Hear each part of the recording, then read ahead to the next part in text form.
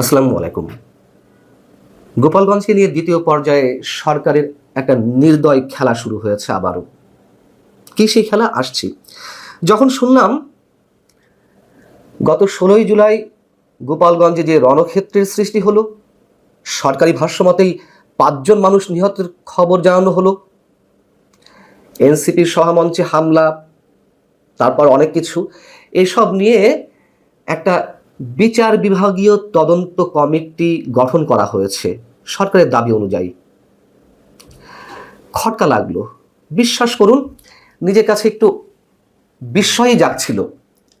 বোঝার চেষ্টা করছিলাম যে এটি আসলেই স্বাধীন তদন্ত কমিশন কিনা। যখন শুনলাম এই কমিশনের নেতৃত্বে রয়েছেন একজন সাবেক বিচারপতি, তিনি আবার একজন মুক্তিযোদ্ধা, রণাঙ্গনের যোদ্ধা, মোহাম্মদ আবু তরিক, খটকাটা আরও লাগলো। আমি খোঁজ নেওয়ার চেষ্টা করলাম যে মোহাম্মদ আবু তরিক সাহেবের বিরুদ্ধে তেমন কোনো ব্লেম নেই। তো এমন একজন স্বচ্ছ মানুষের নেতৃত্বে একটা স্বাধীন তদন্ত কমিশন গঠন হয়েছে, এই সরকার করেছে, এটি আমাদের মেনে নিতে হবে। তারপরও মনের মধ্যে সন্দেহ ঘুরপাক খাচ্ছিল। ঝামেলা কোথাও না কোথাও রয়েছে, এবং ঝামেলা খুঁজতে গিয়ে আবারও বুঝলাম সরকার যে কতটা সুকৌশলে, কতটা সূক্ষ্মভাবে প্রতিটি খেলা খেলছে, এই বিষয়টি অন্তত বিশ্লেষণ না করলে আরও একবার বোঝা যাবে না। এবং এই কমিশনকে রিপোর্ট দিতে বলা হয়েছে ৩ সপ্তাহের মধ্যে। এখন ঝামেলাটা কোথায়, অর্থাৎ শুভঙ্করের ফাঁকিটা কোথায়? ফাঁকিটা হচ্ছে শর্ত দিয়ে কমিশনের তদন্ত কার্যপরিধি একেবারে বেঁধে দেওয়া হয়েছে।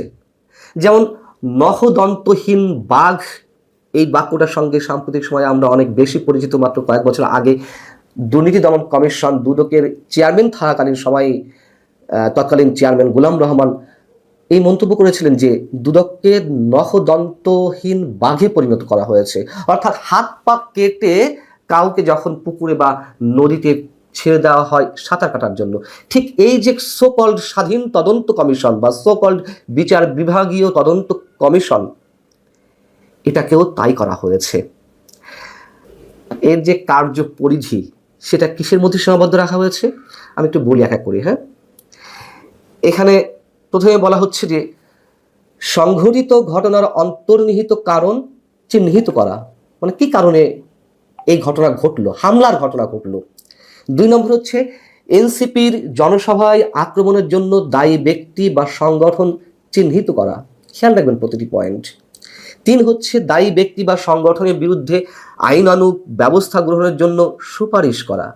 ৪ জেলা কারাগার সহ সরকারি স্থাপনায় হামলা ও নিরাপত্তা বিঘ্ন ঘটনা সম্পর্কিত ঘটনাসমূহ বিশ্লেষণ ও মতামত দেওয়া। ৫ ভবিষ্যতে অনুরূপ অনাকাঙ্ক্ষিত ঘটনা প্রতিরোধে করণীয় বিষয়ে সুপারিশ করা। বুঝলেন কিছু? তার মানে কি দাঁড়ালো? আলোচনার মানে সারা দেশে আলোচনার যে বিষয়বস্তু, সেগুলো নিয়েই কোনো তদন্ত করা যাবে না। ভাওতাবাজিটা বোঝা যাচ্ছে সরকারের।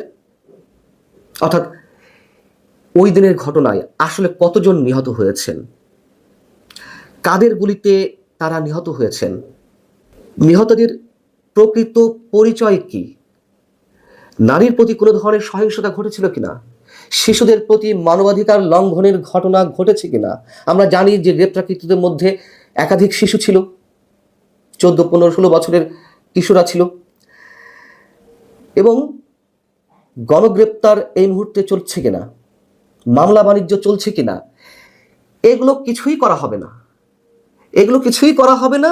মধ্য কথা তদন্ত হবে, তদন্ত কমিশন তদন্ত করবে এনসিপির উপরে কেন হামলা হলো, এবং এনসিপির উপরে হামলায় যারা জড়িত তাদেরকে কি ধরনের শাস্তি দিতে হবে। ভবিষ্যতে এনসিপি গোপালগঞ্জে গেলে যাতে এই ধরনের ঘটনা না ঘটে, তার সার্বিক নিরাপত্তা পরিবেশ কিভাবে নিশ্চিত করা যায়, সেগুলোই সুপারিশ করার। তাই তো, এর বাইরে তো কিছু না। কি তামাশা, মানে সব ফকফকা, কি তামাশা।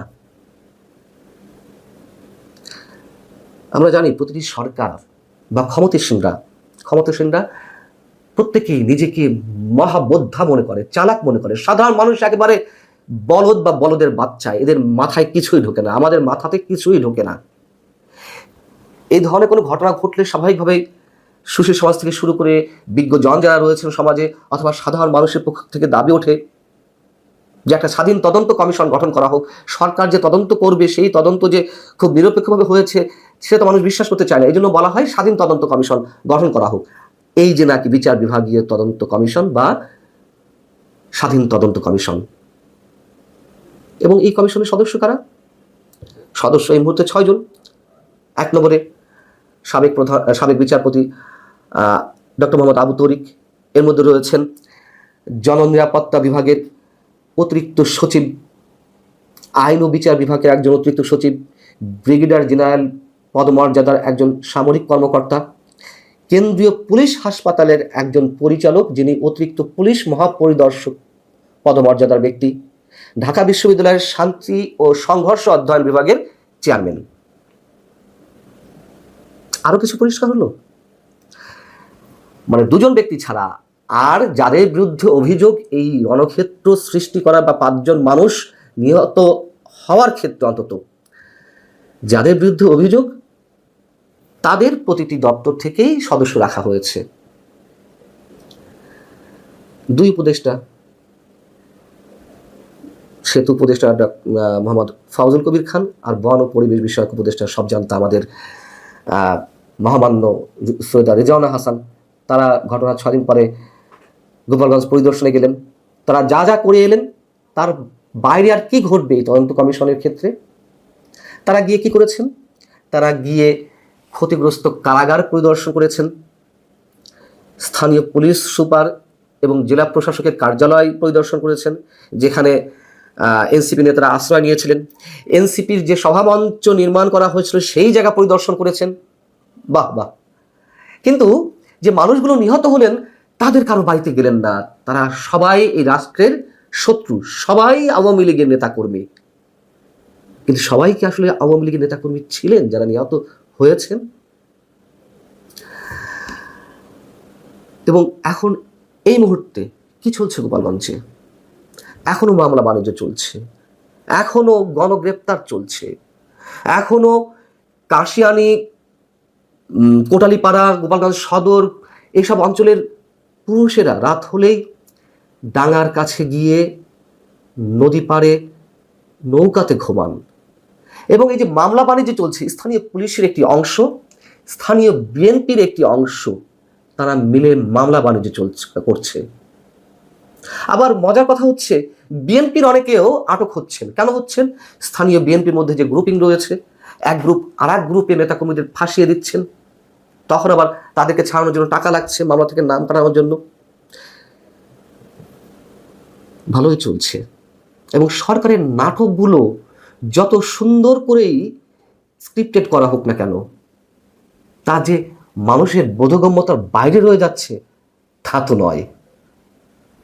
এবং গোপালগঞ্জ নিয়ে নিশ্চয়ই আরও অনেক ভয়াবহ পরিকল্পনা সরকারের রয়েছে, তার আলামত আমরা নিশ্চয়ই পাচ্ছি। ভালো থাকুন সবাই, আল্লাহ হাফেজ।